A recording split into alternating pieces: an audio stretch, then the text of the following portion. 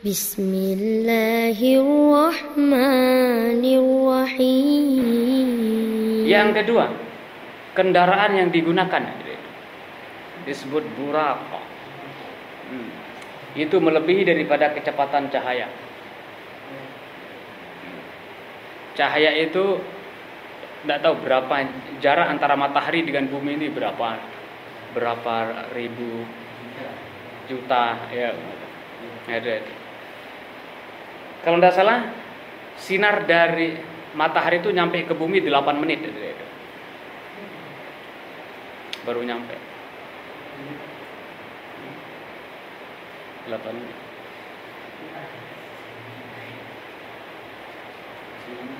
Ini pakai kendaraan yang tercepat, melebihi daripada kecepatan cahaya.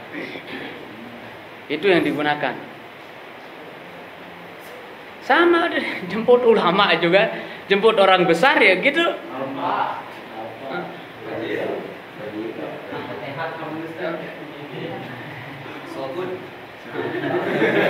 Ini menjemput ulama puji keder kado. Zaman dulu tuh 70 ada. Ulama pakai jubah, pakai sorban, la ilaha illallah. Pas naik jurah mogok. Astagfirullahaladzim.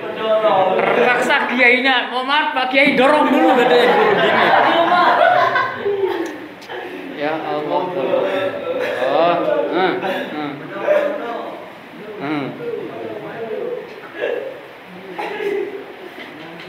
Ini dari segi etika memang ada deh. Etika. Penting ya. Ya. Makanya Kiai saya itu mengatakan dalam mengundang orang itu ya, yang perlu diperhatikan itu yang pertama transportasi. Itu perlu. Yang kedua adalah konsumsi. Itu perlu. Jangan ada orang disuruh ceramah terus air minumnya tidak ada. Orang udah menghabiskan energi terus pas sudah selesai ceramah, sila tuan guru boleh disuruh pulang bukan gurunya kayaknya. Astagfirullahaladzim.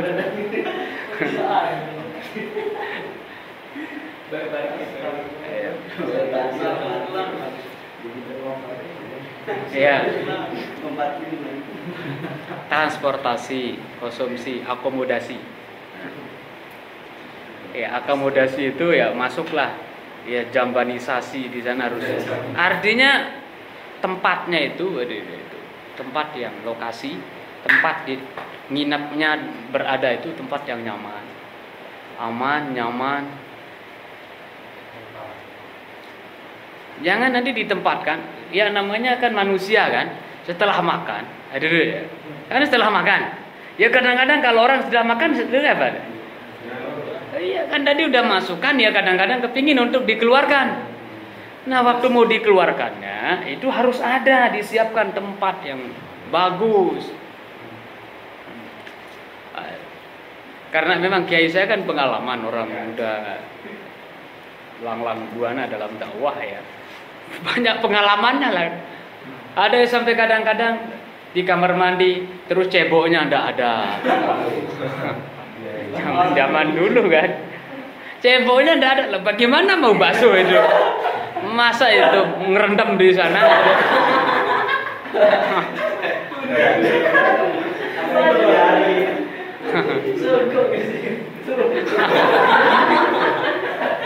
Masa pakai sorban, pakai kopiah ya? Itu kadang-kadang perlu diperhatikan.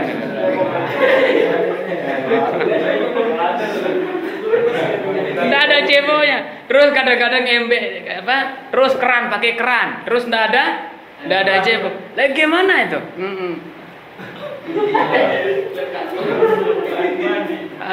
Susah pokoknya itu. Ini kan pengalaman.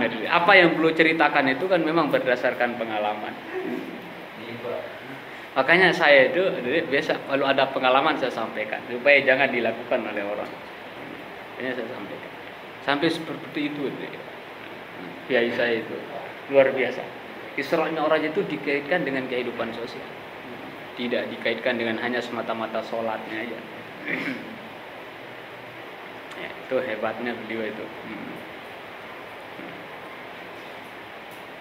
Tadi apa? Transportasi, terus konsumsi, ya, akomodasi lah. Akomodasi dia juga ada di masuk di sana, jambanisasinya atau sanitasi istilahnya itu.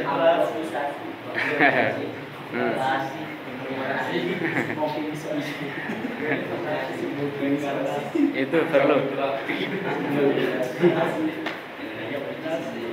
Ya.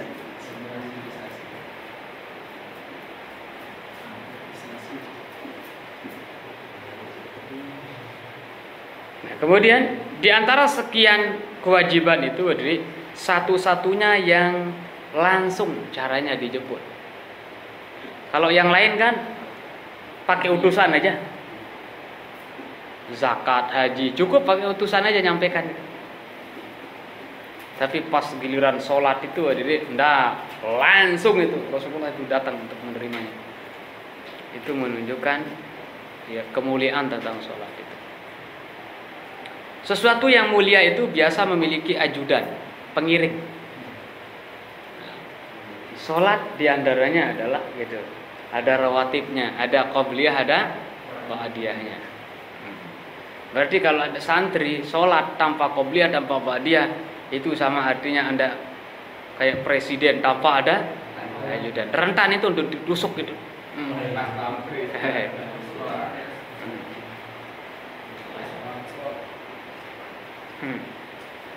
Luar biasa ya sholat itu. As-salatu mi'raju ummati. Sholat itu adalah mi'rajnya umatku. Kenapa dikatakan mi'rajnya umat? Gitu. Karena ya persis di saat sholat itu apa yang dilakukan oleh Rasulullah. Terutama di saat tahiyat itu. Di salat tahiyat. At-tahiyat. Di saat Rasulullah datang kan baca apa? Menghadap ke Allah, yang dibaca at-tahiyatul mubarakatus shalawatut thayyibatu lillah. Itu udah yang diucapkan oleh Rasulullah di saat apa? Di saat menghadap ke Allah Subhanahu wa taala. Kemudian setelah itu Allah apa jawabannya? Assalamu alayka ya ayyuhan nabi. Assalamu alayka ya ayyuhan nabi. Keselamatan terhadapmu wahai nabi. Nah, akhlaknya Rasulullah pada saat itu jadi luar biasa. Beliau tidak menginginkan keselamatan itu hanya untuk dirinya sendiri. Kemudian setelah itu beliau mengatakan apa? Assalamu alayna wa ala ibadillahis shalihin. Selamatan atas kami sendiri wa ala ibadillahis shalihin, dan semua hamba-hamba Allah yang saleh. Ini kalau ini aja dibahas dan itu Isra Mi'raj sudah cukup gitu. Nah, udah sampai jam selesai udah itu. Kalau dibahas itu Isra Mi'raj. Ya perlu ada sisi-sisi lain, sisi tertentu yang dibahas yang ya, jarang dibahas oleh yang hubungannya dengan etika terutama sekali. Ya, takhallaqu bi akhlaqillah itu jadi penting. Berakhlak dengan akhlaknya Allah itu luar biasa. Allah itu ngajar melalui caranya sendiri gitu. Di saat berselawat Allah sendiri berselawat terlebih dahulu gitu. Di saat bekerja apa yang harus dikerjakan sudah ditentukan. Allah itu kan la sinatu wala naum, enggak tidur, enggak lupa ya. Allah itu enggak ngantuk, enggak lupa. Tapi kenapa apa yang harus dikerjakan oleh Allah itu dicatat gitu. 1 tahun loh bayangkan. Apa yang akan dikerjakan 1 tahun itu sudah diagendakan. Kita kan enggak ya. Santri apa yang harus dikerjakan hari ini enggak tahu. Enggak tercatat. Cuma hanya dalam file otak kita aja kan. jam sekian apa yang harus dikerjakan, kan tidak ada itu. Allah itu tidak ada itu. Sampai detiknya apa yang harus terjadi itu udah ditentukan. Anam yang akan minum di saat ngaji itu udah ditentukan.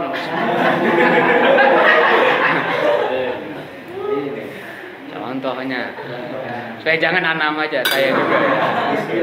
Saya yang akan minum itu ditentukan Allah SWT. Berarti jadi rezeki saya berarti ini. Hari ini sebagian. Bismillah.